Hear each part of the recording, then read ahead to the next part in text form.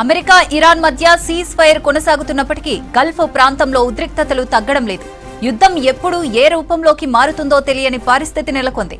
తమ దేశంలోని పోర్టులను, నౌకలను అమెరికా దిగ్బంధించడంపై ఆగ్రహంగా ఉంది ఇరాన్. తమ నౌకాశ్రయాలపై యుఎస్ నేవీ బ్లాకేడ్ కొనసాగితే తీవ్ర పరిణామాలుంటాయని హెచ్చరిస్తోంది Iran revolutionary guard corps.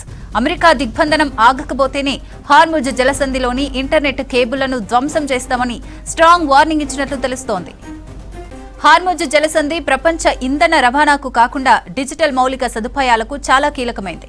Banking, cloud service, కమ్యూనికేషన్లకు ప్రధానమైన ఫాల్కాన్ ఏఈ-1 టీజీఎన్ గల్ఫ్ లాంటి అండర్ వాటర్ కేబుల్ వ్యవస్థలు హార్ముజ్ నుంచే వెళ్తున్నాయి. ఈ కేబుళ్లన్నీ ఇరుకైన మార్గంలో కుప్పపడినట్లుగా ఉండటంతో ఏదైనా ప్రమాదం జరిగితే తీవ్ర నష్టం జరగనుంది.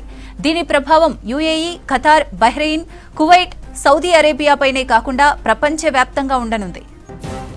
అమెరికా, ఇజ్రాయెల్తో ఉద్రిక్తతలు కొనసాగుతుండటంతో అండర్ వాటర్ కేబుల్స్ భద్రతా ప్రమాదంలో పడింది.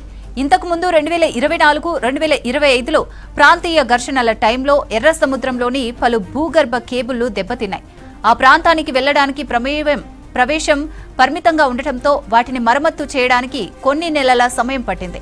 ప్రస్తుతం ఇరాన్తో అమెరికా యుద్ధం తీవ్ర రూపం దాలిస్తే హార్ముజ్లోని కేబుల్స్ ను ఇరాన్ టార్గెట్ చేసే ఛాన్స్ ఉంది. అలాగే ఎర్ర సముద్రంలోని బాబ్ అల్ మండేబ్ జలసంధిలోని కేబుళ్లను హౌతీలు లక్ష్యంగా చేసుకునే అవకాశం ఉన్నట్లు తెలుస్తోంది. సముద్రంలోని కేబుళ్లు తెగితే పలు దేశాల్లోని ఆర్థిక వ్యవస్థలు తీవ్రంగా ప్రభావితం కానున్నాయి. కమ్యూనికేషన్ నెట్వర్క్లకు అంతరాయం కలుగుతోంది.